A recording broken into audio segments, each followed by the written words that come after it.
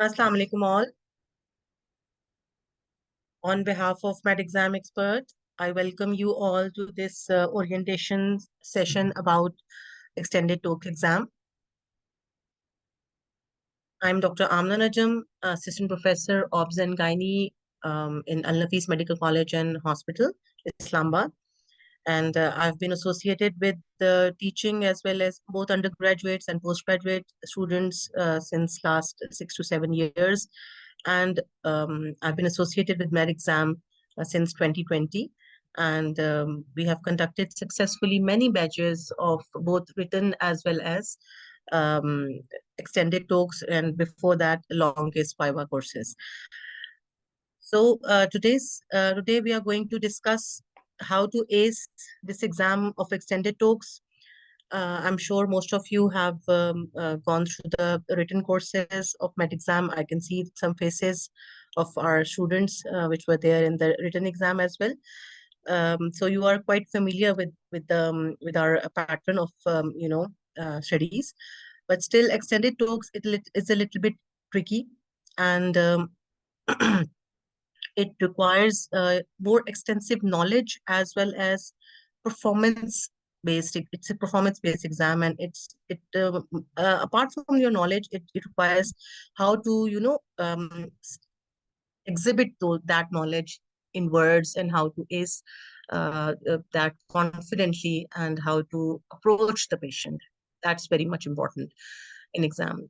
Knowledge part has almost just 30 to 40% marks. All right. And rest of the marks is your skill, your performance, your attitude towards your patient, and how do you reach a diagnosis, and how do you manage that patient. So let me share the screen with you, and then we will discuss various aspects of this orientation session. All right, this is just a welcome note. I have already given you the welcome note. I hope this is visible to all of you.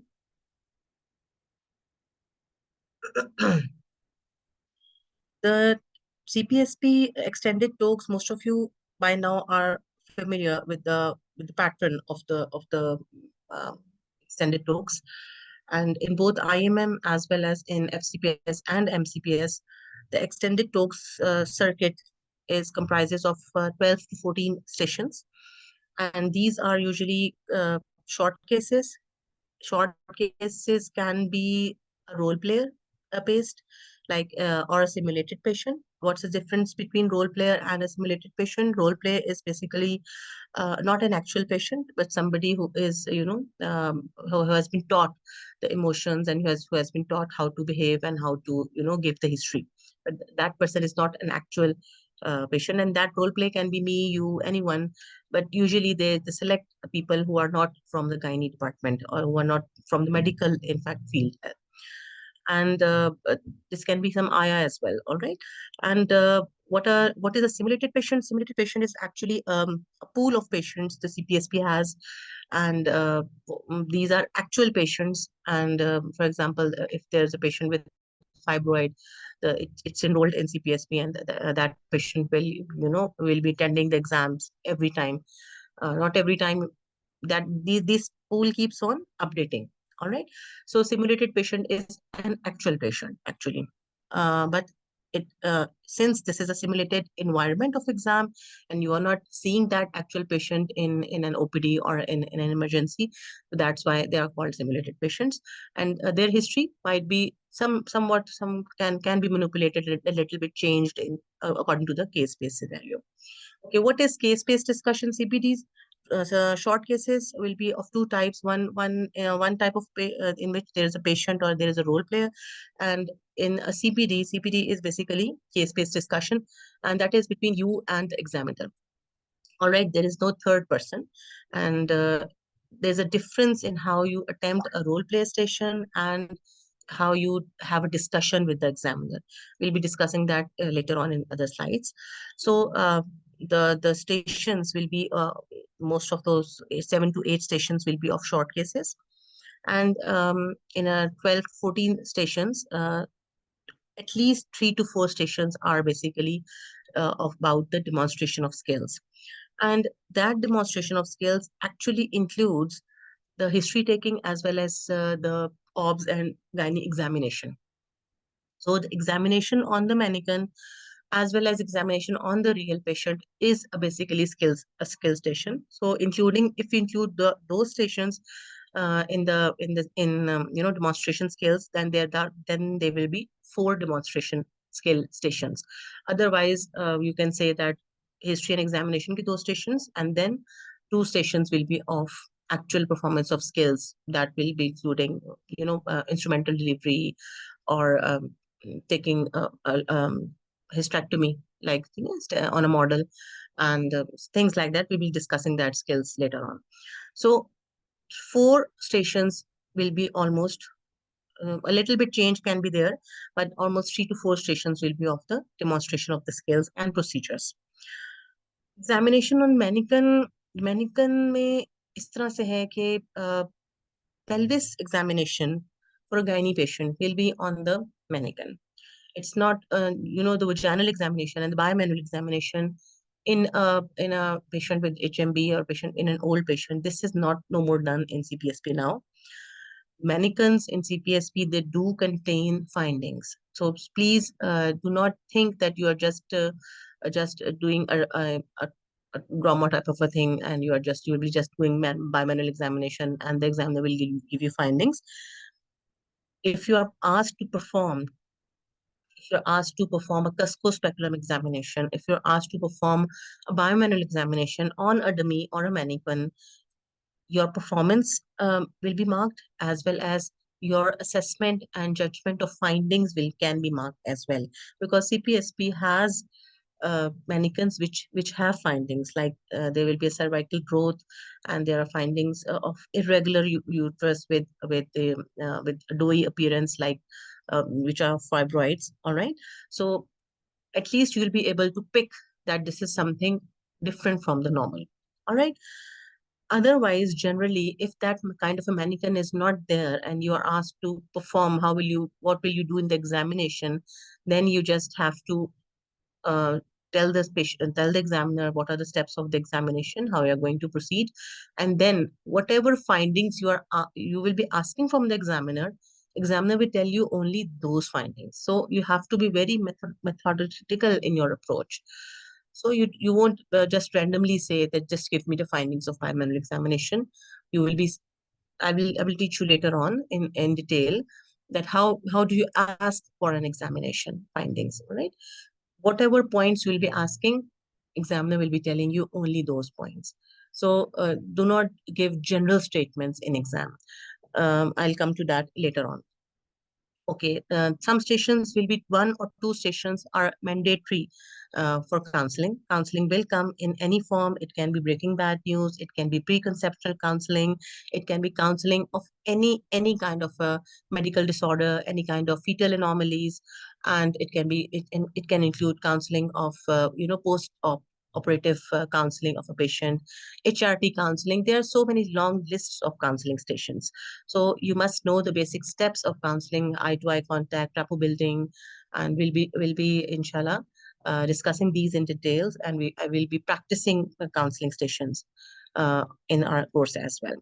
Then there can be TOSCE stations. Like I said, TOSCE is what is TOSCE? TOSCE is basically just link stations. These are team objective structured clinical examination, and actually these are link station. The CPSP जैसे पहले long cases लेता था, ठीक है? So those long cases have been split into linked stations. One station will contain history and examination, and the next station will be of the same patient, same case, but the YY investigations will be discussed in the second link station. All right. So this is called TOC, and that's a must in exam. OBS maybe, and in gynae as well, and you will be getting a link station both of a case, long case type of thing, in which you have to take actual history, focus history from the patient, and discuss the examination findings from the examiner. In OBS, there is a patient, you can do the examination. The examiner asks you to do the examination of obstetric examination of that patient. You have to actually perform. And in gynae, like I said, If the dummy is there, the examiner can ask you to perform. Otherwise, you will ask the findings from the examiner. So, and in the next session, the same patient, you will be having investigations and viva, and sometimes the investigation part is also kept in the first station. So, do not have a very fixed boundaries like first station में सिर्फ वो होंगी history and examination होंगी, because investigations are part of information gathering. So sometimes the station is split like that. Discuss the what you will ask in the information gathering. Though if that point is given, then you will be asking investigations from the examiner in the same station. We'll be inshallah practicing that. What is information gathering and how do you do that? Okay, the tentative dates for FCPS exam is first week of October. You all know the final dates. They are announced after your written exam result is announced. So final dates, CPSP has a tendency of changing dates so many times. Sometimes the date is extended to one month later on, and sometimes it's just 2 to 3 weeks earlier than the expected date. But the tentative dates for the time being, what we know is 2nd August or first to second week of October. August, no, sorry, not August. First to second week of October. All right. So we will be, inshallah, covering maximum course by then. All right. So like I said, I discussed with you some demonstration skills. कौन से demonstration skills are important? Breech delivery, ECV, shoulder dystocia drill on dummy. You will be performing that with also mnemonic and instrumental delivery, neonatal and maternal resuscitation, CPR का session आता है. देखिए, you have to actually perform the CPR and the dummy of the CPR. जैसे आपने सबने BLS का course किया होगा, तो उसमें लाइट्स ऑन होती हैं अगर आपका CPR प्रॉपर हो रहा है, और अगर आपका CPR प्रॉपर नहीं हो रहा तो और chest compressions are not proper, तो लाइट ऑन नहीं होती. So that kind of dummy CPSP के पास है. So वो एक्चुअली आपकी रिससिटेशन चेक हो रही होती है. ठीक है. Then PPH drill, PPH protocol generally, medical as well as surgical, B-Lynch, balloon tamponade, uterine artery ligation station, specially FCPS के अंदर बहुत इंपॉर्टेंट है. आ जाता है मॉडल के ऊपर, आपने लाइगेशन करके बतानी होती है, और फिर उसमें मुख्तलिफ क्वेश्चंस होते हैं लाइक ureter damage कहाँ कहाँ हो सकता है, and what are the anticipated complications and how will you deal with those complications, are you going to prepare yourself beforehand for those complications. And after cesarean hysterectomy, if the patient is still bleeding, what will you do? So these all will be included in PPH drill. And then there can be a station in IMM. It is a must that contraception will be covered in some form, whether it can be IUCD insertion, whether there can be a McWheel station or subdermal implant insertion. Any form में कोई ना कोई एक station contraception related आता है. All right. Surgical knots are very common. You must all know how to practice and how to give a surgical knot. And bladder repair is very much common, especially in FCPS2.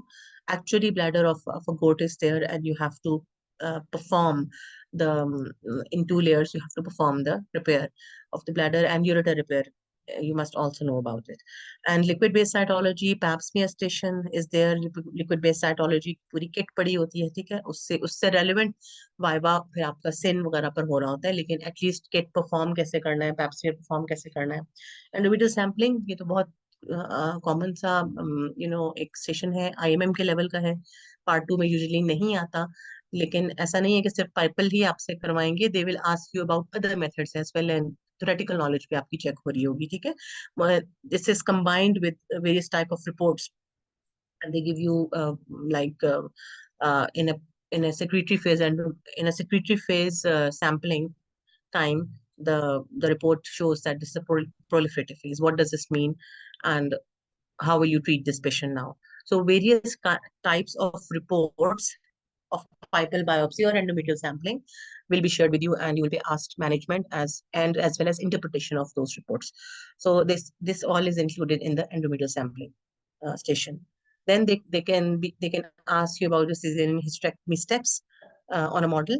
You should be well versed with basic step of a hysterectomy, and similarly TEH or VH steps can be asked from you. And there's a dummy, there's a model basically in CPSP. where they asked you to actually put the clamps. Where will you put the clamps? But are your handling of those instruments, handling of knots, basically surgical knots भी आपकी वहीं cover हो जाती हैं साथ ही, ठीक है? So cesarean hysterectomy के basic clamps आपसे लगवाए जाते हैं, or या simple hysterectomy के. And then there can be station of uterine inversion, cord collapse, things like that.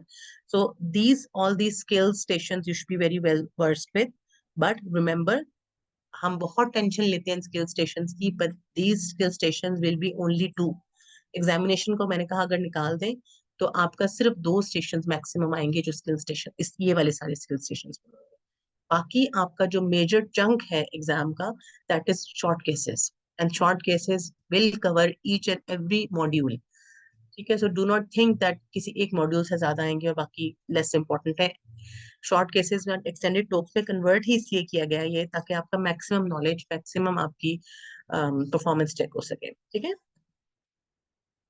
All right, examination on mannequin, we have discussed that. General physical examination can be asked from you. A cardiac patient examination can be asked. Where will you put the auscultation and points कौन से हैं? Bell से सुनेंगे, but diaphragm से various murmurs कहाँ कहाँ होते हैं, ठीक है? और कौन सा murmur किस टाइप की डिजीज में होता है, इस किस्म के सारे क्वेश्चंस, ठीक है? And then thyroid examination can be on a real patient as well. How will you examine the thyroid? And then further viva and a case discussion on thyroid examination will be there. Obstetric examination is a must. You cannot pass IMM or even FCPS without doing an obstetric examination. ये हो नहीं सकता कि CPSP आपसे ये examination कराए बगैर आपको degree they they. This is the basics of obs and gynae, ठीक है? So obstetric examination तो बहुत अच्छा आपको आना चाहिए. ये वो स्टेशन है जो आएगा ही आएगा और इसमें आपको 100% मार्क्स लेने हैं. Why? Because this is a very easy station, and if you perform it well, you can take 100% marks in this station. So please ये तो जरूर बहुत अच्छा करें. इसी तरह pelvic examination भी किसी न किसी फॉर्म में आपसे पूछा जा सकता है. डमीज होती हैं जिसमें कसको स्पेकुलम आप डालते हैं, and you have various findings like I told you. Counseling stations, I have given you some examples like preconceptional counseling, breaking bad news, VBAC counseling, IUL counseling, postnatal counseling, HRT counseling, all right? And consents for various procedures. These are very important. You all must know about at least basic consent forms of RCOG, like cesarean section, like total abdominal hysterectomy, vaginal hysterectomy, DNC, laparoscopy, all right, and hysteroscopy. So basic, these consent forms are available on RCOG website. We will be giving you, inshallah, these consent forms as well for you to practice. And you must know how to convert, how to translate these forms into Urdu for a real patient. अगर role player वाला patient है तो उससे consent लेनी है. And I forgot, VBAC counseling का भी performer है, ERCS versus VBAC. That is very important. So that you must know, you must memorize that by heart. All right. So counseling stations are important, and one station at least will be of the counseling. Okay, what are the various modules you have to work upon? Teaching module कैसे cover होता है? Teaching module अकेला नहीं आता. Like for example, there can be a station of a student has come to you, for example, PopQ. ठीक है? Your junior आपसे PopQ सीखना चाह रहा है, तो इसी एक स्टेशन में आपकी teaching skill भी check हो रही है, and your knowledge about PopQ is also being checked by the examiner. All right. So how do you deal with difficult questions of your student? How do you bring that student to the track? अगर वो detrack हो रहा है student, and आप कैसे उसको समझाते हैं, diagrams के साथ समझाते हैं, ठीक है? अब यहाँ पे थोड़ा सा डिफरेंस है. सम काउंसलिंग स्टेशन में मार्क्स गेन करने के लिए इफ पॉसिबल तो आप डायग्राम्स बनाएं पेशेंट की जो काउंसलिंग स्टेशन है, ठीक है? बट ऐसी डायग्राम जिसमें पेशेंट की अपनी फिगर या पेशेंट के बेबी की फिगर आ रही हो, try to avoid that. Alright, आप अपनी तरफ से समझाने के लिए बना रहे होते हैं, but the especially in UK based exams, this is considered very offensive. The patient straightforwardly says to you, okay, does my baby look like this? You think that my baby is that much ugly? All right. So do not try to make an image of the fetus that's inside the woman. All right. But generally speaking, like this, if there is you are trying to explain a procedure to a patient, you're trying to explain an incision to the patient, it's always better that counseling station में हर एक पे जबरदस्ती नहीं घुसानी, but if available, if feasible, then you should explain about a disease or especially a procedure in a diagrammatic form, whatever simple diagram you can make. ठीक है, इसी तरह से टीचिंग वाला जो आपका होता है जिसमें आप अपने जूनियर को टीच कर रहे हो, उसके अंदर it's always better to use a pen and a diagram. इसमें मस्ट है कि आप कुछ ना कुछ कोशिश करके डायग्राम डालें, बट अगेन ऐसा नहीं रखना चाहिए कि आप जबरदस्ती की चीजें डाल रहे हैं जो कि है नहीं. ठीक है, सो उसको पेपर पे रख के समझाएं. और तकरीबन हर हर टीचिंग स्टेशन के अंदर you can make a diagram, but obviously अगर कोई डमी है तो उस पर समझाएं. फॉर एग्जाम्पल फीटल स्कल के डायमीटर्स आप पढ़ा रहे हैं स्टूडेंट को, तो वो तो जाहिर बात है आप डमी पे ज्यादा बेहतर पढ़ा सकते हैं ना, आपके हाथ में स्कल है तो आप वो यूज करेंगे. सो एनी फॉर्म जिसके साथ आप समझाएं, खाली जबानी हवा में ना बताएं, कोशिश करें. ठीक है, अगर आपके पास कोई डमी है उस पर परफॉर्म करें, अगर नहीं है तो फिर डायग्राम बना के बताएं. ऑलराइट, कोर सर्जिकल स्किल्स ये हम डिस्कस कर चुके हैं पहले ही पीछे, कि उसमें परफॉर्मेंस वाली उसमें आती हैं. फिर post operative care, pre operative care, ये सारी इसका मॉड्यूल होता है, इसका सेशंस आ सकते हैं. कोई कॉम्प्लिकेशंस हो गई हैं पोस्ट ऑपरेटिवली, वीएच की, टीएच की, ठीक है, फर्स्ट फिस्टुला बन गया है, उसके स्टेशन आ सकते हैं. कोई third degree fourth degree repair का स्टेशन इस मॉड्यूल में आता है. ठीक है, देन एंटीपार्टन प्रेयर, इसका एक पूरा मॉड्यूल है. Paternal medicine, management of labour, management of delivery, postmortem problem, puerperium की साइकोसिस is very much common, breast feeding and that related to breast problems. All right, then gynecological problems में सब fertility, sexual health, reproductive health, इसमें contraception आएगी आपकी, early pregnancy care, molar, ectopic, miscarriages. Then oncology का station must आएगा, must आएगा, एक station oncology से जरूर आएगा. ठीक है, सो तीनों तरह के जो कैंसर्स हैं, ovarian, cervical and endometrial cancer and vulval as well as vaginal cancers की भी बेसिक्स आपको पता होनी चाहिए. ठीक है, यूरोगाइनी का पार्ट 2 में तो लाजमी आता है. इवन जो आपका आईएमएम है, लास्ट टाइम भी आईएमएम का में यूरोगाइनी के लिए यूरोडायनेमिक्स परफॉर्म करने का तरीका पूछा गया था, कि यूरोडायनेमिक्स करने हैं तो मशीन अगर पड़ी हुई है तो आप कैसे पेशेंट को बताएंगे कि how will you council the patient के यूरोडायनेमिक्स परफॉर्म कैसे करने हैं. ठीक है, सो इसको ये ना सोचे आईएमएम वाले कि ये जस्ट एफसीपीएस लेवल की चीज है और हमने नहीं सीखनी. सिंपल सिस्टोमेट्रिक ग्राफ्स, बिल्कुल सीधे सीधे वाले, स्ट्रेस यूरिनरी इनकॉन्टिनेंस वाला, ओवर एक्टिव ब्लैडर या ट्रूथ सेंसिटिविटी जो होती है ग्राफिकली, ठीक है, उस वो आपको आ सकता है. तो बेसिक्स आपको यूरोगानी के आईएमएम वालों को आने चाहिए, और पार्ट 2 वालों को तो इस पे बहुत अच्छी ग्रिप होनी चाहिए. And clinical governance, as you all know, we are shifting towards pattern of MRCOG. So बहुत सारे इस किस्म की चीजें अब हमारे हम जो अपनी ट्रेनिंग में नहीं देखते थे, लेकिन लाइक वो स्टेशन आने शुरू हो गए हैं जिसमें क्लिनिकल रिस्क मैनेजमेंट के स्टेशन हैं और आपकी रिसर्च के स्टेशन हैं. ठीक है, सो ये भी एक डोमेन है जिस या तो क्लिनिक रिसर्च में से एक आएगा स्टेशन, या फिर क्लिनिकल गवर्नेंस में से आएगा. Some bad incident has happened, and how you're going to do an incident reporting, how will you going to do the risk management of that incident. All right, so दोनों नहीं आते, इन दोनों में से कोई एक, या रिसर्च आती है या क्लिनिकल रिस्क मैनेजमेंट का स्टेशन आ जाता है. ठीक है, तो these are the modules which you have to work upon. All right, आपको assess कैसे किया जाता है शॉर्ट केसेस में? How, what are the domains on which you're going to be assessed by the examiner? Number one, information gathering. 4 domains होती हैं usually, 4 to 5. All right, information gathering क्या है? इसके अंदर पेशेंट से फोकस हिस्ट्री लेना. ठीक है, आप सबको पता है एक जर्नलाइज हिस्ट्री का टेम्पलेट जिसके अंदर शुरू से आखिर तक सब लेते हैं, वो वाला तो लॉन्ग केस वाला पैटर्न नहीं है. ठीक है, सो आपने वो पॉइंट्स हिस्ट्री में पूछने हैं. टेम्पलेट्स हम आपको भी देंगे और आपको पता भी होगा ये कि आपने फोकस हिस्ट्री के पॉइंट्स जो कि आपकी मैनेजमेंट में आपको हेल्प आउट करेंगे. जो इररेलेवेंट हिस्ट्री के पॉइंट्स हैं वो आप उसको शेड ऑफ कर देंगे, वो नहीं पूछेंगे. फोकस हिस्ट्री पूछेंगे पेशेंट से. देन उसमें प्रीवियस मेडिकल रिकॉर्ड अगर आपने मांगना है, एग्जामिनर से मांगना है, हर वो इंफॉर्मेशन जो आपको पेशेंट की मैनेजमेंट या केस सॉल्व करने के लिए चाहिए, that is included in information gathering. It's just not covers only the history part. Alright, history part इसका वन पार्ट है. आपने जो पेशेंट का, फॉर एग्जाम्पल पेशेंट कह दीजिए मेरा रिकॉर्ड में लिखा हुआ है कि मैं कोई दवाइयां खा रही हूँ, आई एम नॉट श्योर कि मैं कौन सी दवाइयां खा रही हूँ, तो you can ask about medication sheet from the examiner. Alright, but ऐसा नहीं है कि आपने ब्लंटली, ये मैं आपको भी थोड़ा आगे बताती हूँ कि आपने एग्जामिनर से बात कैसे करनी होती है.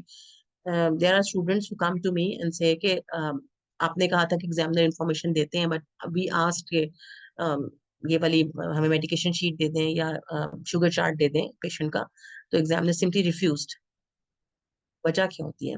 वजह ये होती है the way you approach that examiner, मतलब the way you ask from the examiner. अगर आपने एक ब्लंटली इस तरह से पूछा कि एग्जामिनर को लगा कि लाइक ये तो एक सॉर्ट ऑफ अपनी मेहनत इसने नहीं की, क्लिनिकल डायग्नोसिस बनाने की कोशिश नहीं की, and that person, that girl is just relying on the pelvic ultrasound, that girl is just relying on the investigation report, and her she has not reached a diagnosis clinically. Examiner आपको कभी भी report नहीं देगा. ठीक है? ये जल्दी नहीं देगा. हो सकता है कुछ देर बाद दे, तंग करके दे थोड़ा सा. कोई भी चीज जो आप इन्फॉर्मेशन मांग रहे हैं वो रिफ्यूज कर देगा. वाई? बिकॉज आप वहां तक पहुंचे ही नहीं. आपने ब्लंटली, आप वो डॉक्टर बन रहे हैं जो सिर्फ इन्वेस्टिगेशन पे बिलीव करता है या जस्ट मेडिकेशन शीट पे बिलीव करता है. हैविंग सेड दैट, अगर आपने इस तरह से पूछते हैं कि the patient has told me that she is taking some yellow tablet for BD for hypertension, which I assume she's taking labetalol, but just I want to confirm. Can you please show me the medication sheet? अगर आप ऐसे बोलेंगे, आपने thought process बता दिया कि मेरे ख्याल में मैंने हिस्ट्री लिया पेशेंट से, उसने मुझे बताया मेरे ख्याल में ये लेबेटालॉल ले रही है, बट मुझे अब कंफर्म करना है क्योंकि मेरी मैनेजमेंट आगे इस पे डिपेंड करती है. ठीक है? तो एग्जामिनर आपको बता देगा, या जबानी बता देगा या शीट दिखा देगा. लेकिन अगर आप कहेंगे मुझे तो नहीं, कोई क्लूलेस हूं मैं, मरीज कह रही कोई दवाइयां ले रही है, उसको याद नहीं है, मुझे बता दे कौन सी दवाइयां ले रही है, अगर ऐसे पूछेंगे तो examiner will be get irritated.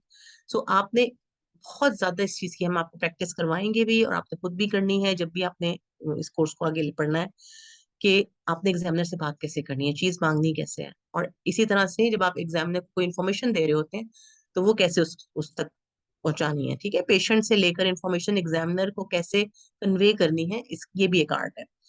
All right. So information gathering में relevant investigations, medication, we have talked about it. Charts like BSL and BP charting, you can ask. You can ask even about the growth curve of if the patient, you think that this is a case of FGR or macrosomia, you will ask about growth curve. All right. So just give me 1 minute. There's some call from hospital.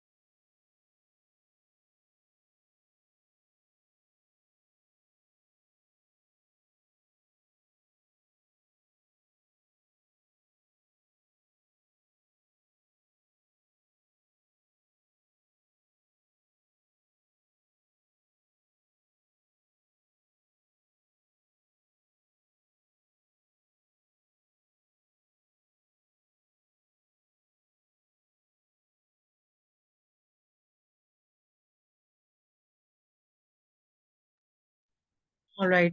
Sorry for the interruption. I had a phone call of emergency from hospital. All right. We were talking about information gathering. We have covered that aspect. And apart from information gathering, you will be assessed on the next domains, which are going to be assessed are communication with the patient and communication with the colleagues, applied clinical knowledge, and patient safety. Communication with patient, like I told you, it might not be just a counseling station, but it can be a station of role play. How do you communicate? How do you, approach the patient? You have to opening statement is very important. Rapport building. You have to greet the patient. You have to ask her how she's feeling, and what brings her today in the OPD. All right. So break the ice. Just have to have a very good rapport building with the patient. All right. And then you ask what is her presenting complaint, and sometimes the patient deviates you from the main presenting complaint, and if you have to bring that patient back to focus, this is also a very important aspect of the communication. All right. And then in basic information आप patient को कैसे देते हैं, counseling बीच में कैसे करते हैं, ठीक है? And you should not cut the patient. Sometimes the patient is telling you information, but you are not listening to the patient. That creates a very negative impact.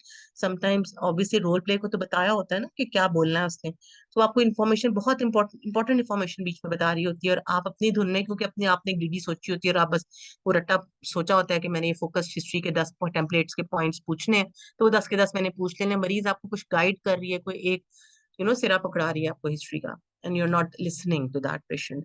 और इसमें आप एक जनरलाइज हिस्ट्री का टेम्पलेट रटा रटाया हर मरीज के ऊपर apply नहीं करते।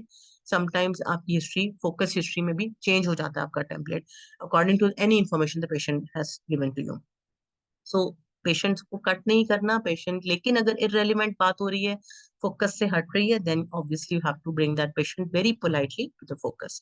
सो इंशाल्लाह will be practising that. Communication with colleagues, basically MDT involvement, multidisciplinary team involvement. आपने सर्जरी जहां जरूरत थी, सर्जन को, यूरोलॉजिस्ट को, मेडिकल पर्सन को इन्वॉल्व किया कि नहीं, फीटल मेडिसिन के पर्सन को इन्वॉल्व किया कि नहीं, blood bank officer, what ever is the need of your station. All right. So communication with colleagues and examiner is your colleague as well. Sometimes how do you communicate your information which you have gained from the patient to an examiner, to a senior colleague? That is important as well. इसमें एक एसबार methodology भी आ जाती है। आपने आपसे chest आपको floor पर, अब इस वक्त फॉर एग्जांपल आप एसआर हैं, आप रजिस्ट्रार ऑन फ्लोर हैं, इमरजेंसी कोई आ गई है, and how do you communicate that situation to a consultant on phone. ठीक है, आपका कंसल्टेंट फोन पर है, कुछ तरह की बात लिखी होती है, और आपने उसको कम्युनिकेट, आपने उसको बताया कि नहीं, उसको इन्वॉल्व किया कि नहीं, और उसको फोन पर क्या बताया, ठीक है। हाँ, उसको सिचुएशन बताई, उसको बैकग्राउंड बताया, आपकी अपनी असेसमेंट क्या थी, and then how what do you recommend. This is an S bar method. इंशाल्लाह जब हम हिस्ट्री के टेम्पलेट्स करेंगे तो मैं आपको ये बताऊंगी एस बार मेथड, ठीक है। सो communication with seniors as well as senior consultant as well as communication with colleagues, this is important। and her station में ये पांचों डोमेन्स नहीं होती, ठीक है। जबरदस्ती आपने नहीं डालनी होती, लेकिन आपने ये देखना है कि अगर आपके स्टेशन में ये चारों पांचों डोमेन्स बनती हैं तो फिर आपने इनको टच करना है, ठीक है। Applied clinical knowledge, you all know, clinical knowledge तो बेसिक है, जिस पे मैंने आपको बताया 40% मार्क्स होते हैं, 30 to 40%। What about patient safety? Patient safety means that you should not be giving any information or any management of you should not be offering any management to the patient that is not safe. For example, in if you are in a periphery and you are giving a trial of VBAC in a periphery, 2 lakh, trial of cesarean section, lower segment cesarean section, a trial of labor after cesarean section, sorry. So that is not safe. You do not have an OT and you are giving a trial of labor after cesarean section in a small setup. You are not being safe. All right. So similarly, you have read in the guidelines that इसमें तो मैं blood लगाऊंगी, but आपके पास blood bank की facilities नहीं है, आप या फिर आप एक ब्लड के ना होते हुए अपने एस प्रीविया वाले पेशेंट को आपने कहा कि मैं मुझे तो बहुत I am very much FCPS pass consultant and I know what how to deal with Previa, but you do not have backup of ICU, do not have backup of blood bank, and you're opening up a patient of Previa, you're not a safe doctor. So CPSP ये भी देखता है कि ये doctor अगर मैंने इसको periphery में बिठा दिया कहीं पर, तो ये डॉक्टर सेफ है पेशेंट के लिए कि नहीं, ठीक है।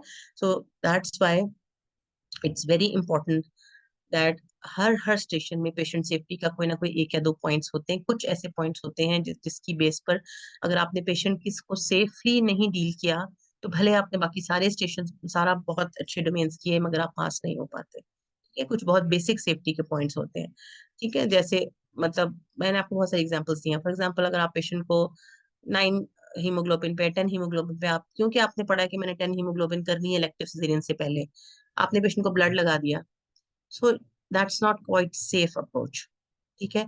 बट आप एक ऐसे सेटअप में बैठे हैं जहां ब्लड बैंक फैसिलिटी नहीं है, और आपने अपने पेशेंट एंटीनेटली आपने उसका अनीमिया बिल्डअप नहीं किया, और आप टर्शरी केयर में तो आप बाजूकर 9 हीमोग्लोबिन पे, 8 हीमोग्लोबिन पे भी सिजेरियन कर रहे होते हैं, बिकॉज आपके पास बैकअप होता है।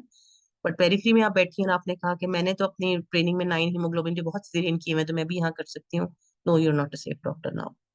सो अपने सिनेरियोज में, अपने सेटअप में के हिसाब से, जो पेशेंट जो बैकग्राउंड बता रहा है, वो जिस तरह के हॉस्पिटल में बैठा है, जो बैकग्राउंड बता रहा है, उसके हिसाब से आपने पेशेंट सेफ्टी को डिस्कस करना है, ठीक है। Inshallah, we'll be discussing that later on as we solve the cases. Okay. So CPSP में कैसे आपको मार्क किया जाता है, इसमें स्टूडेंट्स को हमेशा कंफ्यूजन होती है। मेरा कहना इस पे ये होता है हमेशा से, do not bother about it. आपका एग्जामिनर के हाथ में आपका ऑब्वियसली स्टेशन के मार्क्स होते हैं, एक स्ट्रक्चर्ड की होती है, एग्जामिनर अपने ओन पर बहुत ज्यादा नहीं प्ले कर सकता। आप प्लीज ये ना सोचें कि एग्जामिनर ने मुझे फेल कर दिया, आप पे कोई ना कोई डेफिशिएंसी होती है जो कि जिसकी बेस पर आप पास नहीं हो रहे होते हैं, ठीक है। एग्जामिनर्स कोई भी वहां पर क्लियरली बताया गया होता है कि आप 22 नहीं हो सकते, और एक सेशन खराब होने से आप फेल नहीं हो सकते। एक एग्जामिनर अगर 22 था भी तो आप जनरली फेल नहीं हो सकते, ठीक है। But still there is a pattern, और पैटर्न इस तरह से होता है कि आपको 5 मुख्तलिफ लाइकेट स्केल नहीं होता, 0 से 5 तक आपकी रैंकिंग की जाती है हर हर डोमेन में, जो मैंने हिसाब से पीछे डोमेन्स डिस्कस किए हैं। इंफॉर्मेशन गैदरिंग में या हिस्ट्री टेकिंग में, समटाइम्स वहाँ पे हिस्ट्री टेकिंग लिखी होती है। हिस्ट्री टेकिंग एंड एग्जामिनेशन में आपको पुअर, इनएडिक्वेट, एडिक्वेट, गुड, एक्सीलेंट लफ्ज कुछ भी इस्तेमाल कर सकते हैं, लेकिन 0 से लेकर 5 तक आपको मार्क्स, आपको उसमें उसमें कैटेगरीज होती हैं, ठीक है ना। सो हर कैटेगरी के मार्क्स हर स्टेशन के हिसाब से फर्क होते हैं। लाइक अब मैंने जैसे यहाँ पे लिखा हुआ है पुअर के 20% है, हो सकता है वो स्टेशन बहुत डिफिकल्ट हो, तो उसमें जो इनएडिक्वेट परफॉर्मेंस वाला होता है उसको ज्यादा मार्क्स वेटेज दी होती है। सो आप ऐसा नहीं होता कि हर स्टेशन में ये वाली वेटेज एक जैसी हो, according to difficulty level of the station competency level आपका देखा जा रहा होता है। तो वहां पर डिफिकल्टी लेवल के हिसाब से समटाइम्स ये परसेंटेज हर स्टेशन की थोड़ी बहुत वेरी कर सकती है। But just to give you an idea, इस तरह से आपको हर हर डोमेन में परसेंटेज पे मार्क्स मिलते हैं, एंड देन फाइनली आपके मार्क्स काउंट होते हैं। आपकी एक ओवरऑल परफॉर्मेंस भी देखी जाती है। ठीक है, ओवरऑल परफॉर्मेंस का क्या मतलब है, जिस तरह से मैंने अभी आपको ये एक एग्जांपल के तौर पे दिया है कि जैसे ही 5 डोमेन्स मैंने आपसे डिस्कस किए, ठीक है, 0 is fail, 1 is border line and 2 is pass, ये एक जस्ट एक नंबर है। ठीक है, और ये एग्जामिनर के पास होता है कि उसने आपको हर हर डोमेन में ओवरऑल परफॉर्मेंस पे एक तो स्ट्रक्चर्ड की है ना उसके पास, उसके हिसाब से आंसर दे रहे हो आप। एक वो आपको 0 1 2 हर हर डोमेन में भी दे रहा है, या एक ओवरऑल आखिर में सारे सेशन करने के बाद आपको वो 0 1 2 में से कोई एक चीज देगा, या 0.5 या 1 में से देगा। वाई इज दिस केप्ट, इतना सा थोड़ा सा एग्जामिनर के हाथ में क्यों होता है? क्योंकि देखिए, आपने काउंसलिंग में या आपने हिस्ट्री लेते हुए टेम्पलेट के सारे क्वेश्चन किए, लेकिन आपका रवैया पेशेंट के साथ अच्छा नहीं था। आपने चेकलिस्ट की सारी चीजों को कवर किया है, बट आपका आई टू आई कांटेक्ट नहीं था, आप पेशेंट के साथ सॉफ्टली बात नहीं कर रही थी, आप रूड थी। ठीक है, you turn a deaf ear to patient when she was trying to convey something. ठीक है, सो ये वाला चीज चेकलिस्ट में तो नहीं है। चेकलिस्ट में तो लिखा हुआ है कि एनीमिया की हिस्ट्री थी, ये 7 पॉइंट्स टेम्पलेट के पूछने थे, इसने पूछे हैं कि नहीं पूछे, तो आप चेकलिस्ट के हिसाब से तो पास हो रही है। लेकिन चूंकि आपका आपका ओवरऑल कंडक्ट विद पेशेंट ठीक नहीं था, so you don't deserve to be pass, और you are a borderline candidate. Alright, so ये जो ओवरऑल परफॉर्मेंस होती है ना, ये एग्जामिनर आपकी परफॉर्मेंस को देख कर आपको मार्क्स दे रहा होता है। ये स्ट्रक्चर्ड जो चेकलिस्ट होती है उसमें सारी चीजें टिक भी हों तो आपकी, जैसे फॉर एग्जांपल सर्जिकल नॉट्स का स्टेशन है, या कोई आपका इंस्ट्रूमेंटेशन, कुछ आपने कुछ स्टिच करना है, आप इंस्ट्रूमेंट को ठीक पकड़ नहीं रहे, आपने इंसीजन देना है कहीं पर, आप इंसीजन को ब्लेड को बेली से करने की बजाय आप टिप से बिल्कुल पेशेंट को कर रहे हैं। इसी तरह आपने ऑब्स्टेट्रिक एग्जामिनेशन किया, तो सबसे बड़ी अच्छी एग्जांपल है इसकी ऑब्स्टेट्रिक एग्जामिनेशन की। ऑब्स के एग्जामिनेशन में आपने सारे ल्यूपर्स मनूवर्स किए, ठीक है, फंडल ग्रिप भी देखी, लैटरल ग्रिप भी देखी, लेकिन आप जब जिस तरह से देख रही थी, आप अपने नेल्स पेशेंट को चुभो रही थी। ठीक है, आपका पूरा हाथ का कांटेक्ट विद पेशेंट नहीं था। So your performance was not up to mark, although you performed all the steps according to the checklist. So जो परफॉर्मेंस होती है ना आपकी, वो एक्सपर्ट देखता है, वो एग्जामिनर देखता है। सो उस इसलिए इस चीज का थोड़ा सा वेटेज होता है, बहुत ज्यादा नहीं, थोड़ा सा वेटेज। ऐसा नहीं कि एग्जामिनर बिल्कुल ही आपको उड़ा देगा, लाइक उसके हाथ में है सारा कुछ, और आपने जो परफॉर्म किया उसका कोई मतलब, आपने जो चेकलिस्ट के को फिल किया सारा, उसकी कोई वेटेज नहीं है। चेकलिस्ट की ज्यादा वेटेज है, लेकिन ओवरऑल 1 या 2 नंबर इस चीज के होते हैं कि आपने परफॉर्म कैसा किया। चेकलिस्ट तो पूरी की, लेकिन आपकी हैंड की मूवमेंट कैसी थी, आपके हाथ काम तो नहीं रहते, आप परफेक्टली चीज को परफॉर्म कर रही थी कि नहीं। ठीक है, आप जो है वो पूरा हाथ मरीज के साथ टच कर रही थी, या जस्ट दूर दूर से एक लिटिल फिंगर भी लिफ्टेड अप है, और जस्ट आप पल्प ऑफ योर फिंगर्स सिर्फ उस तरह करके पोक कर रही हैं पेशेंट को, जस्ट चुबो रही हैं अपनी फिंगर्स। ठीक है, आपका पूरा हाथ इन कांटेक्ट नहीं है लाए देखते हुए। These things matter. या आपने टेंडरनेस देखी, लेकिन आपने टेंडरनेस देखते हुए, स्कार टेंडरनेस देखते हुए पेशेंट की तरफ, फेस की तरफ नहीं देखा। ठीक है, तो आपको टेंडरनेस के तो पॉइंट्स मिल रहे हैं कि आपने स्टेप तो परफॉर्म किया है। चेकलिस्ट में तो यस और नो होता है ना, टिक कर दिया एग्जामिनर ने, लेकिन यहाँ पर 0 1 2 में वो आपको बॉर्डर लाइन कहेगा। ऑलराइट, समझ रहे हैं? सो कुछ परफॉर्मेंस बेस्ड एक्सपर्ट्स के हाथ में होती है, एग्जामिनर के हाथ में होता है, अदरवाइज मोस्टली चेकलिस्ट के हिसाब से होता है। तो do not worry about it कि मेथडोलॉजी क्या होगी, और आपने अगर अच्छा परफॉर्म किया है और सारे डोमेन्स को कवर करने की कोशिश की है, तो आप पास हो जाएंगे। ठीक है, it's not that much a big deal, believe me. Extended talks, मुझे लगता है कि अगर आपने क्लिनिकली अपने 4 साल में काम किया है, तो आप, और आपकी अपना आपका बैकग्राउंड नॉलेज अच्छा है, तो आप पास हो सकते हैं। उसको कोई कोई नई साइंस नहीं है, आपने बस प्रैक्टिस करनी होती है। 4 साल प्रैक्टिस की है, आगे भी आप अभी प्रैक्टिस करेंगे। Alright, what is the key to success? अब ये सारा कुछ हमने पढ़ना है, बहुत सारा सिलेबस है। How will you cover it? You have to first of all organize yourself. You have only 2 months. Let's say you have 2 months. All right. Do not consider October in your backup month. I think October के first week में exam हो जाएगा. It might be possible कि October के end में हो. But consider yourself that you have only two months. ठीक है? August and September. So you have to organize yourself. You have to organize the home. If you are doing a job, you have to organize that. It is not possible that you ignore your job or ignore your kids 24/7 and only study 24/7. ऐसा हो नहीं सकता. you're all responsible for your job and responsible for your kids as well, right? So कैसे करें बच्चों के साथ, job के साथ पढ़ाई कैसे करें, ऑलराइट? Get help. आप जो टाइम बच्चों के साथ स्पेंड कर रही हैं, चाहे पूरे दिन में से 1 या 2 घंटे स्पेंड कर रही हैं, जो टाइम फैमिली के साथ स्पेंड कर रही हैं, do not think about study in that time. Live in the moment. जहां पर आप हैं, अगर आप पढ़ रही हैं तो प्लीज डू नॉट थिंक कि मेरा घर का फलाना काम रहता था, मेरी जॉब का ये काम रहता था और मेरे बच्चों का फलाना काम रहता था, ऑलराइट? जब आप पढ़ रही हैं तो आपका टोटल फोकस आपकी पढ़ाई पे होना चाहिए। बेशक आप अभी 2 घंटे पढ़ें दिन में, 3 घंटे पढ़ें, 24 घंटे पढ़ने को नहीं मैं कह रही हूँ आपसे, लेकिन जो टाइम आप स्टडीज को दे रही हैं, बी वेरी फोकस्ड और take maximum out of that time. और do give at least 3 hours now days.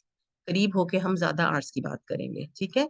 सो इस ये कैसे होगा? You have to organise yourself. आपको हेल्प चाहिए, चाहे वो आपके हाउस होल्ड रिलेटिव्स की फॉर्म में हो, मदर इन लॉ की फॉर्म में है, बहन की फॉर्म में, एनी वन जो घर को आप एक दफा देख सके। You are not super women कि आप सब कुछ इकट्ठा कर लेंगी, लेकिन थोड़ा सा आपको टाइम, जो टाइम क्वालिटी टाइम फैमिली के साथ है वो फिर फैमिली के साथ है। अदरवाइज ये कि जब आप पढ़ रही हैं उस टाइम के लिए आपको ऑब्वियसली किसी ना किसी फॉर्म में हेल्प चाहिए, ठीक है? पढ़ाई कैसे करनी है? अकेले पढ़ते रहेंगे तो गुम हो जाएंगे। It's always better to get a study partner. मैं हमेशा लड़कियों को समझाती हूँ, शायद बहुत देर से ये बात समझ आती है, कि जितना आप एक दूसरे को लिफ्ट अप करेंगे, जितना आप एक दूसरे की हेल्प करेंगे, उतना आप खुद लिफ्ट अप हो रहे होंगे। जो लड़कियां एक दूसरे को पढ़ाती ज्यादा है ना, हर ग्रुप में एक ऐसी लड़की होती है जो सबको पढ़ा रही होती है, उसके पास होने के चांस ज्यादा होते हैं। तो आप पीयर डिस्कशन कहते हैं, पीयर्स यानी कि आपके फ्रेंड्स, आपके कोलीग्स। पीयर डिस्कशन से जो चीज आप पढ़ते हैं वो इवन मैं भी आपको वैसे नहीं पढ़ा सकती, जो आपके फ्रेंड्स आपको एक दूसरे को इसको ऐसे करो, इसको ऐसे करो। सो एक स्टडी पार्टनर लें। बहुत बड़ा ग्रुप बनाने की जरूरत नहीं है, 4-5 लोगों में फिर आप गुम जाते हैं, 2 लोग काफी हैं एक ग्रुप में, ठीक है? आप एक दूसरे के साथ प्रैक्टिस करें, एक पेशेंट बन जाए, दूसरा सिनेरियो दे। और scenario can be random, any any scenario जो आपने आज ओपीडी में देखा, जो आपने अपनी वार्ड में देखा आज, ठीक है? उस वो पेशेंट आप बन जाए और आप रैंडम हिस्ट्री देना शुरू कर दें दूसरे अपने कुलीग को, और कुलीग उसमें हिस्ट्री में से फोकस हिस्ट्री को डिग आउट करे। तो ये प्रैक्टिस है। इवन गर्ल्स हॉस्टल में एक दूसरे के ऊपर एग्जामिनेशन भी कर लेती है, ठीक है? Obs examination and abdominal examination can be done. Anyways, आप एक दूसरे के ऊपर केसेस कर सकते हैं। पेशेंट अगर आपको नहीं मिल रहा शाम के टाइम, आप हर वक्त हॉस्पिटल, बिलीव मी ये एग्जाम ऐसा एक्सटेंडेड टॉक्स के, इसके लिए आपको 24 घंटे हॉस्पिटल में होना जरूरी नहीं है। आपको बेसिक पेशेंट की हिस्ट्री लेनी आ गई है तो आप एक दूसरे के साथ भी प्रैक्टिस कर सकते हैं, फोन पे प्रैक्टिस भी कर सकते हैं, ठीक है? So get a study partner. अकेले बहुत मुश्किल होगा। Otherwise you have to make a schedule, you have to discipline yourself. हम आपको एक शेड्यूल देंगे, you have to strictly strictly follow that. ये बहुत इंपॉर्टेंट है। क्यों? क्योंकि वो चीज आप जब कहते हैं ना मैं बाद में कर लूंगी, आज मैडम की क्लास सुन लूं और इसको मैं बाद में खुद पढ़ूंगी ना, फिर वो बात कभी नहीं आता। तो इसलिए जो शेड्यूल आपको बहुत टफ, एक इनह्यूमन शेड्यूल नहीं है कि जो आप फॉलो ना कर सकें। एक वीक में एक मॉड्यूल हम कवर करेंगे और उस वीक में आपने मैक्सिमम कोशिश करनी है कि उस मॉड्यूल के सारे केसेस आप कर लें, उसको एंड के लिए मत छोड़ें प्लीज। क्लास जो लाइव क्लास होती है उसकी बात इंपॉर्टेंस बहुत है, उसको आप उसमें परफॉर्म करें, उससे पहले तैयारी करके आए। ऐसा ना हो कि लाइव क्लास लेने के बाद आप सोच रहे हो कि अब मैं तैयारी करना शुरू करूंगी, इस टॉपिक को मैं बाद में पढ़ूंगी, तो बाद नहीं आएगा, ठीक है? So you have to work hard but you have to study smartly. Smartly study का मतलब ये है कि आपको, मैं ये नहीं बिल्कुल कहूंगी कि आप इस वक्त ड्यूहर्ट्स, ईबीएम जो हम मॉड्यूल करने लगे हैं उसकी सारी बैकग्राउंड नॉलेज पढ़ के आ जाए। Not possible, we don't have time for that. लेकिन आपने अगर कोई पॉइंट्स बनाए हैं, स्पेशली कोई गाइडलाइंस की समरीज आपके पास है जो कि हम आपको देंगे भी, ठीक है? या आपको हम लेक्चर्स, जो रिटर्न के रिकॉर्डेड लेक्चर्स हैं वो भी एक्सेस मिलेगी आपको। आप 1 घंटे का लेक्चर सुन लें, आपका पूरी किताब पढ़ने का जरूरत नहीं है। नॉलेज की बात करिए, सिर्फ नॉलेज पार्ट। और फिर उसके बाद आपने, आपको पता है ये क्लास आने वाली है मैडम की फला दिन में, ठीक है? उससे पहले आप उससे रेलेवेंट जितने शॉर्ट केसेस आपको मिलते हैं, जो बुक्स हैं, आई will be guiding you about those books, तो वो उनकी प्रैक्टिस करें। इस वक्त स्मार्ट स्टडी क्या है? Practice of your short cases. इस वक्त स्मार्ट स्टडी ये नहीं है कि आप बुक्स पढ़ना शुरू कर दें, वो वाली बुक्स जो टेक्स्ट बुक्स हैं आपकी, कि अच्छा मुझे भूला हुआ है, नॉलेज नहीं आती मुझे, तो आप गाइडलाइंस पूरी की पूरी उठा के पढ़ना शुरू कर दें। ये स्मार्ट स्टडी नहीं है, ठीक है? आपने केसेस की प्रैक्टिस करनी है, शॉर्ट केसेस की। Okay, what are the books of short cases which you can do? You know, textbooks are EBM, Dewhurst, and Shaw's for cancers. But if you have gone through those books during your written exam preparation, well and good. If you haven't gone through those books, please do not read them right now. आपको कोई एक portion नहीं आता, एक portion के लिए आप एक दो सफे के लिए किताब जरूर खोलें, लेकिन अब टेक्स्ट पढ़ने का टाइम नहीं है। उसके लिए आपको रिकॉर्डेड लेक्चर्स मिलेंगे, आप वो एक बार सुन लें अगर आपको बहुत ही रिवाइज करने की जरूरत है तो। अदरवाइज जो आपकी बुक्स हैं, जो शॉर्ट केसेस की बुक्स हैं, जो MRCD 3 की बुक्स होती हैं, जस्टिन कुंजे है वो आप पढ़ें। ऑक्सफोर्ड बहुत अच्छी बुक है, ठीक है, उसमें केसेस हैं, वो उससे प्रैक्टिस करें। ईसा जोल्स अच्छी बुक है, उससे प्रैक्टिस करें। अदरवाइज जब आप हमारे साथ लाइव क्लासेस करेंगे तो आपके पास एक अपना पूल जो हम आपको केसेस करवाएंगे उसका भी बन जाएगा, ठीक है। सो वो इन द एंड आप वो वाला पूल भी साथ रिवाइज करके जा सकते हैं। अच्छा, टोक्स के लिए Mariam Ibrahim is a good enough book. मैंने आपको बताया, प्लीज उस पर बहुत ज्यादा लंबा लंबा फोकस नहीं करना। वहां से पढ़ लें, मरियम इब्राहिम से अपने नोट्स बना लें। बेसिकली आप वीडियोस देखनी है, बहुत सारी वीडियोस, हम आपको वीडियोस के जरिए पढ़ाएंगे भी। और शॉर्ट केसेस, ये अपने जो स्किल्स हैं, स्किल्स की बात कर रही हूँ, डेमोन्स्ट्रेटिव स्किल्स जो हैं, उनके लिए आप वीडियोस देखें और उससे रेलेवेंट मैं इसको ऐसे बोलूंगी एक प्रैक्टिस कर लें। अदरवाइज ये कि आपके पास टाइम है, पढ़ सकते हैं। स्पेशली IMM वाले कैंडिडेट्स मरियम इब्राहिम पढ़ लें, बहुत है, गुड इनफ है, बहुत ज्यादा किताबें पढ़ने की जरूरत नहीं है। उसके लिए स्किल सेशंस की बात करें, क्यों? क्योंकि सिर्फ दो स्किल सेशंस आएंगे। बहुत कॉमन मिस्टेक ये लड़कियां करती हैं कि उनको लगता है कि बाकी नॉलेज तो हमें है ही, लेकिन स्किल हमें भूली भी है। तो वो सारा फोकस अपना स्पेशली IMM से पहले स्किल सेशंस की परफॉर्मेंस पे लगा देती है कि ECV भी पढ़ लूं, मैं ये भी याद कर लूं, ब्रीच भी याद कर लूं, जो मैंने भी बताए थे आपको स्किल सेशंस। होता क्या है, वो सिर्फ दो आते हैं, बाकी सारे आपके शॉर्ट केसेस आएंगे।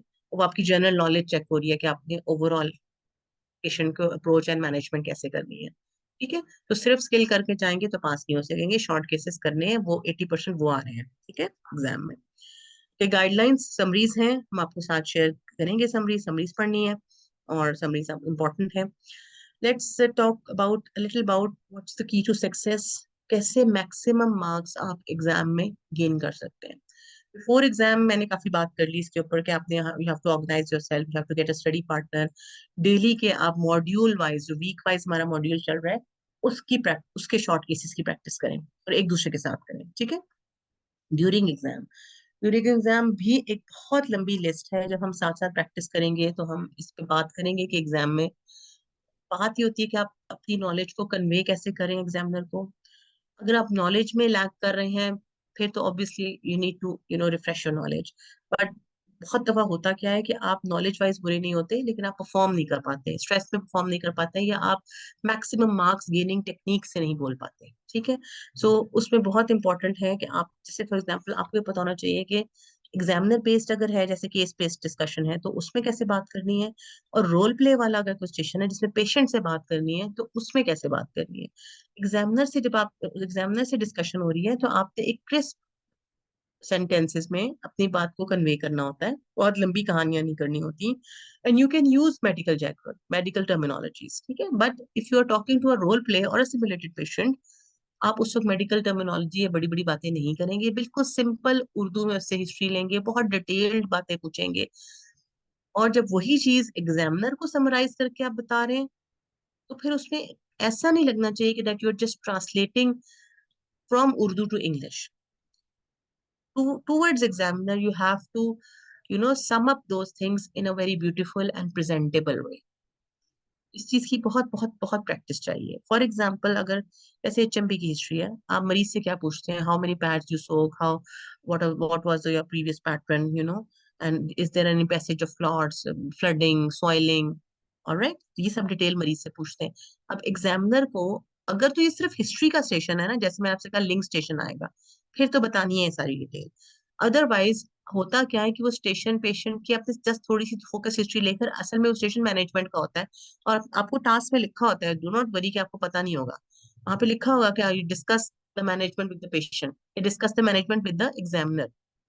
अगर ऐसी को बात लिखी हुई है, अब पेशेंट से आपने जस्ट फोकस हिस्ट्री लेनी है, तो जब एग्जामिनर से आप डिस्कस कर रहे हैं, तो आप एक समरी स्टार्ट में देते हैं ना, समराइज करते हैं कि मेरा ये पेशेंट ये है, now I am ready for the discussion, इस तरह से। तो बी वेरी क्रिस्प, आप उसमें कहेंगे the patient has given history suggestive of heavy flow. अब मैं नहीं उसमें डिटेल बताऊंगी कि passage of clots with soiling with, अच्छा, ये वाली डिटेल मैंने कब बतानी है? जब मेरा स्टेशन ही हिस्ट्री का है। I hope I am making myself clear to you. अगर सिर्फ हिस्ट्री का स्टेशन है, इंफॉर्मेशन गैदरिंग का स्टेशन है, लिंक स्टेशन है, वाई वाई का स्टेशन नहीं है, कहीं नहीं लिखा हुआ स्टेशन में कि आपने मैनेजमेंट भी डिस्कस करनी है, देन डिटेल्ड फोकस हिस्ट्री ही है, लेकिन जरा डिटेल से है। लेकिन अगर मैनेजमेंट का सेशन है ना, तो केस बेस्ड डिस्कशन का लफ्ज लिखा हुआ है। इसका मतलब है आपकी डिस्कशन बहुत आगे मैनेजमेंट, पोस्ट ऑपरेटिव केयर और वहां तक जानी है। तो आप हिस्ट्री को लंबी लंबी कहानियां बनाकर नहीं बोलेंगे।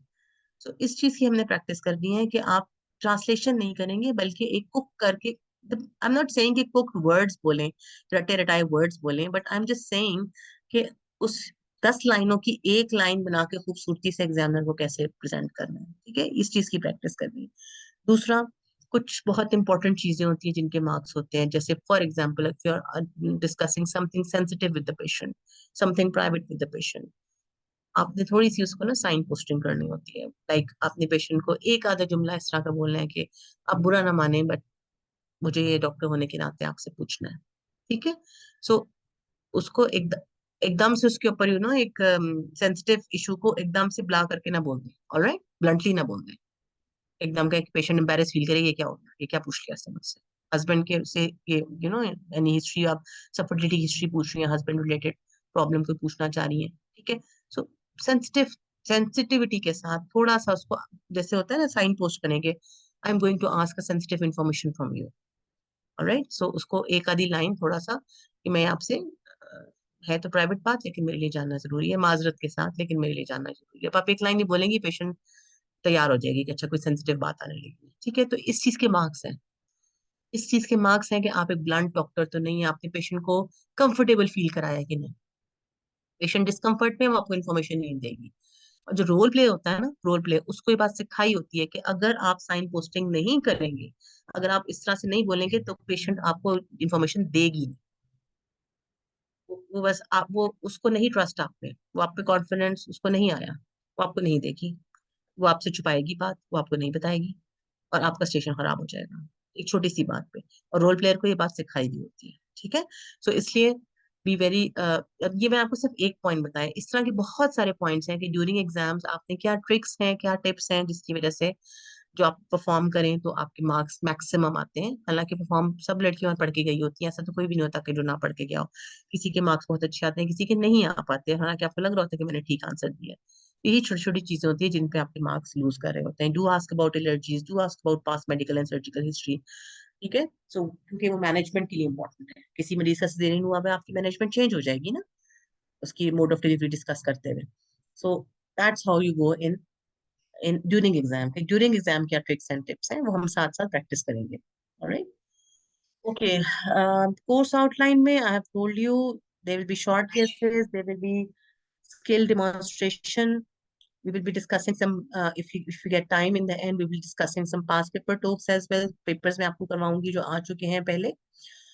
And course format, I've told you there will be live classes, will be live classes में history taking examination की videos के साथ, skill demonstration की videos के साथ बात करेंगे, counseling के sessions होंगे, short cases आएंगे।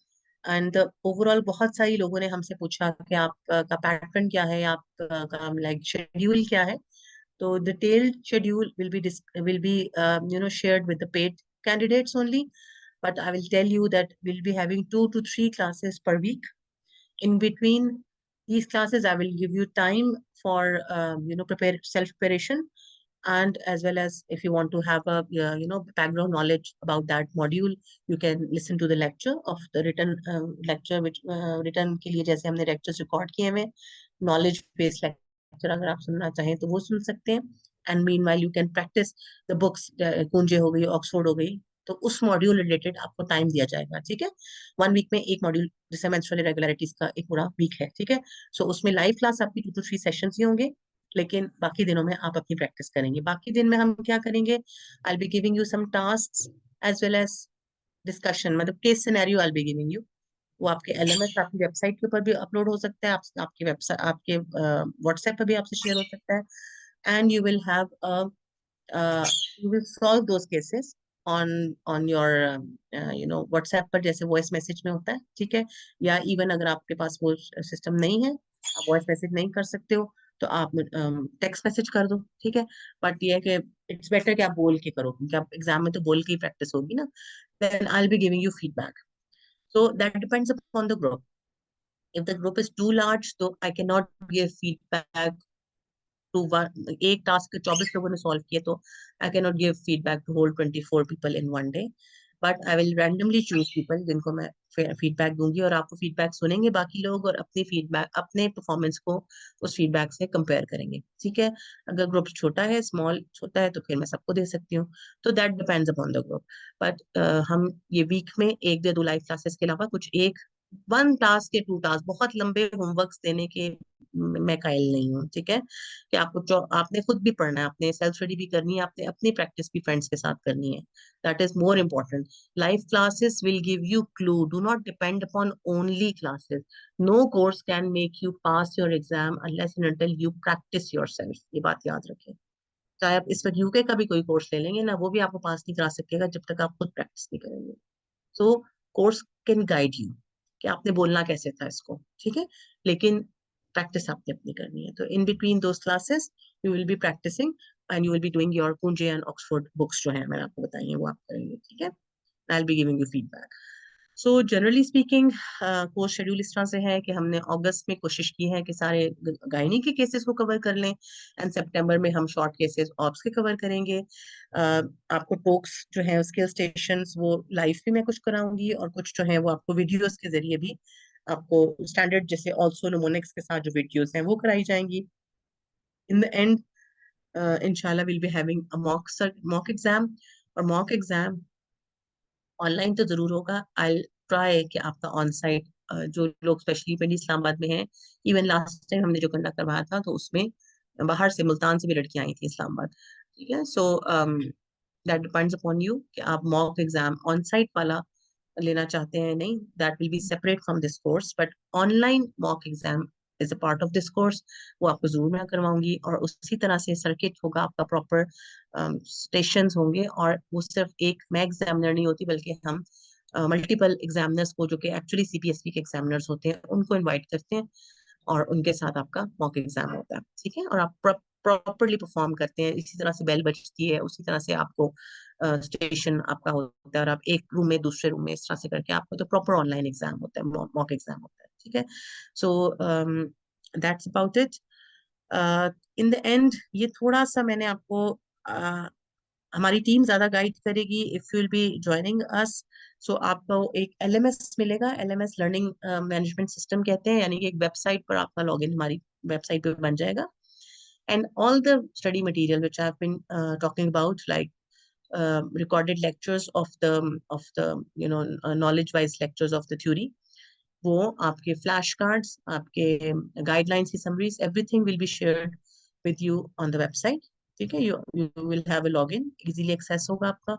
आप लॉगिन का आपका जो रिकॉर्डिंग्स होंगी डेली जो हम आपकी क्लास लेंगे, उसकी रिकॉर्डिंग भी नेक्स्ट डे आपके एलएमएस के ऊपर अपलोड हो जाएगी, ठीक है। सो जो जो आप रिकॉर्डिंग सुनते जाएंगे इस किस्म का इंटरफेस आपके सामने आएगा। वैसे ये पुरानी वेबसाइट का है, नई वेबसाइट का इससे बेटर इंटरफेस है। उसमें आपको हमारी टीम गाइड कर देगी जब कैसे आपने लॉगिन बनाना है। और जो रिटर्न के जो लोग हमारे साथ हैं, जिन्होंने ऑलरेडी रिटर्न का कोर्स हमारे साथ किया हुआ, they know about that logins.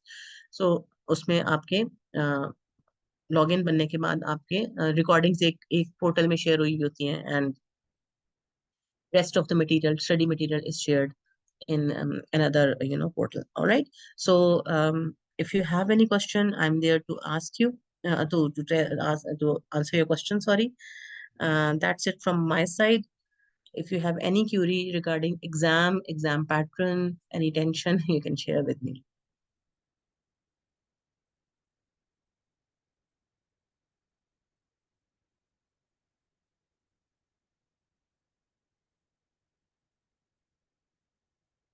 No questions?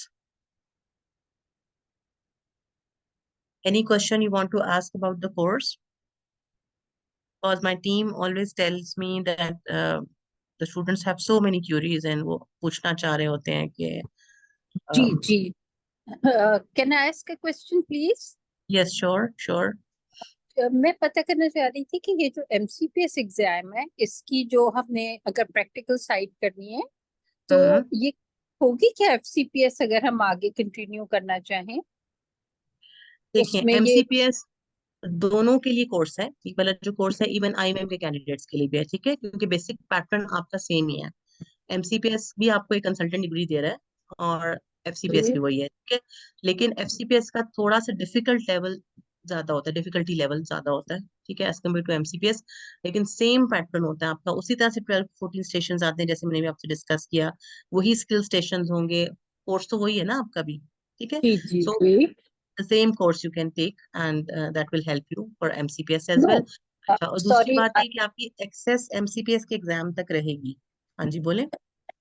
मैं ये कहना चाह रही थी कि जो हमारी प्रैक्टिकल ट्रेनिंग हो रही है किसी हॉस्पिटल में, तो हम्म। वो क्या प्रैक्टिकल ट्रेनिंग FCPS के लिए भी काउंट हो सकती है?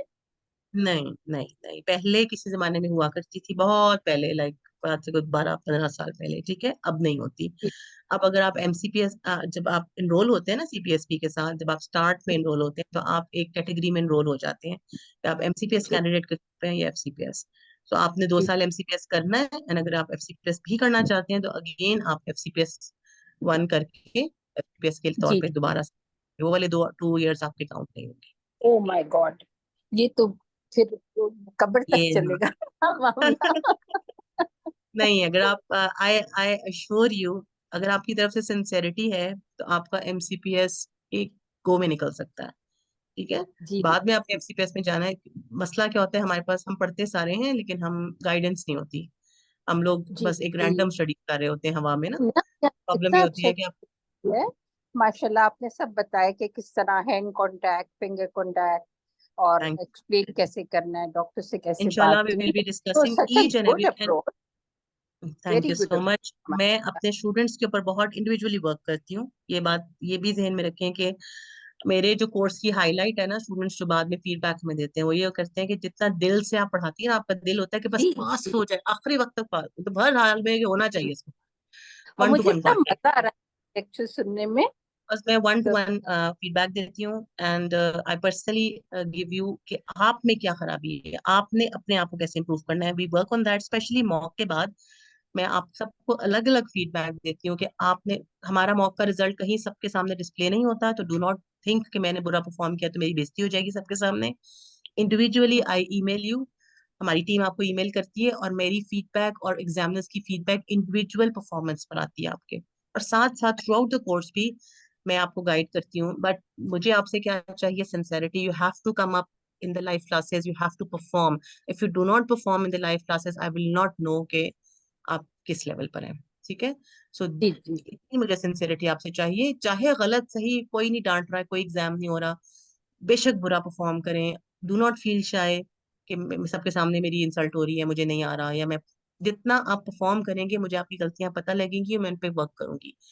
साइलेंट ठीक है ऑब्जर्वर्स जो होते हैं ना, साइलेंट ऑब्जर्वर्स, उनके लिए पास करना बहुत मुश्किल होता है, वो जो सोचते हैं कि दूसरों की गलतियों से हम सीख लेंगे, नो, जब तक आप खुद बोलेंगे नहीं आपकी प्रैक्टिस नहीं होगी। सो प्लीज डू जी come forward in the live classes, मेरी आपसे सिर्फ एक ये रिक्वेस्ट होती है हर क्लास। जी somebody जी। asked about अच्छा the डॉक्टर past साहब, papers। नेक्स्ट कब होगी? नेक्स्ट क्लास कब होगी, if you join our course today तो हम 12th से शुरू कर रहे हैं, हाँ 12th जी, वाला मैंने ज्वाइन आपको, कर दिया आज। ऑल राइट, आपको शेड्यूल मिल जाएगा। आपने लॉगिन बना लिया है? May I know your name please, आपके यहाँ पे जूम यूजर लिखा हुआ आ रहा है। डॉक्टर सलमा हाशमी। ऑल मैंने राइट। पहले FCPS के लिए ज्वाइन किया था, but I am already so old कि मैंने 87 में ग्रेजुएशन किया, फिर मैंने रेडियोलॉजी में ज्यादा परसू किया था। तो लेकिन अब मुझे गायनी में बहुत मजा आता है, तो ये मैं अपने इंटरेस्ट के लिए MCPS करना चाह That's रही good. हूँ। That's good. तो That's good. And you can, if you have basic knowledge, then the course will help you out, and the course will, inshallah, ace your preparation as well. All right. So the schedule will be shared with those who have paid and those who have joined the I have course. Already paid the आपका fees. Login बन चुका है। हाँ, आपका login बन चुका है, हमारा शेड्यूल ही बन चुका है, वो फाइनलाइज अभी हो रहा था। सो वो आज या कल में इंशाल्लाह आपकी लॉगिन पे अपलोड हो जाएगा और वहां से आपको सारी क्लासेस का शेड्यूल मिलेगा। 12th को हमारी नेक्स्ट क्लास है, लेकिन वो 12th को बेसिकली हिस्ट्री टेम्पलेट्स की क्लास है। सो शेड्यूल आपको उसके हिसाब से मिलेगा। ऑलराइट। मोस्टली क्लासेस का टाइम 7 PM पाकिस्तानी टाइम है, कुछ क्लासेस हैं जो 10 PM पर भी हैं, जो लाइव क्लासेस हैं, मोस्टली 7 हाँ, PM। कोई मसला नहीं, नाइटें कर करके आदत हो जाती है। आदत हो गई है। All right. Somebody asked about past papers. Yes, inshallah. Let's hope कि CPSP prepone ना कर दे dates को. तो we will be discussing past papers as well. I have a pool of past papers जो साथ साथ आते हैं, जो लड़कियां आके हमें फीडबैक देती हैं. तो हमने स्टेशंस की फॉर्म में प्रॉपरली बनाए हुए हैं. सो वो मैं इन द एंड आपको रिवीजन क्लासेस में कवर कराऊंगी. और एक दफा हम बेसिक सारा कर लेंगे, और इन द एंड पे जितनी हमारी क्लासेस रह जाएंगी, अगर प्रीपोन ना हो गया हुआ तो हम जरूर कवर करेंगे. ठीक है, पास पेपर्स के सेशंस होंगे आपके साथ एंड पे. जी अच्छा। प्रीपोन अक्सर prepone sometime CPSP is so unpredictable कि वो गायनी का अगर उन्होंने सर्जरी वालों के बाद रखा होता है तो एक टेंटेटिव शेड्यूल में, तो पता चलता है कि जी वो 2 हफ्ते पहले हो गया, सर्जरी से पहले हो रहे हैं हमारे टॉक्स. सो दिस हैज अच्छा। हैपेंड. तो ओ, इसलिए मैं कह रही हूँ कि टेंटेटिव डेट्स जो हैं वो अभी अक्टूबर हैं. और समटाइम्स हम्म, ऐसा भी होता है अक्टूबर से नवंबर पे चले जाते हैं, क्योंकि वो उन्होंने हम्म, अपनी फिजिबिलिटी देखनी होती है, एग्जामिनर्स की अवेलेबिलिटी देखनी होती है. आई can not blame them, because एक एग्जाम को कंडक्ट करना, इतने सारे एग्जामिनर्स को जमा करना, ये भी एक काम है प्रॉपर. सो MCPS भी उसके बाद, हमेशा MCPS महीने बाद होता है, FCPS पहले होता है. तो IMM पहले होता है, फिर FCPS होता है, फिर MCPS होता है. ठीक है. सो जनरली अक्टूबर में आप अपने आप को प्रिपेयर करें कि आप समझें कि अक्टूबर के सेकंड वीक तक आपका हो जाएगा.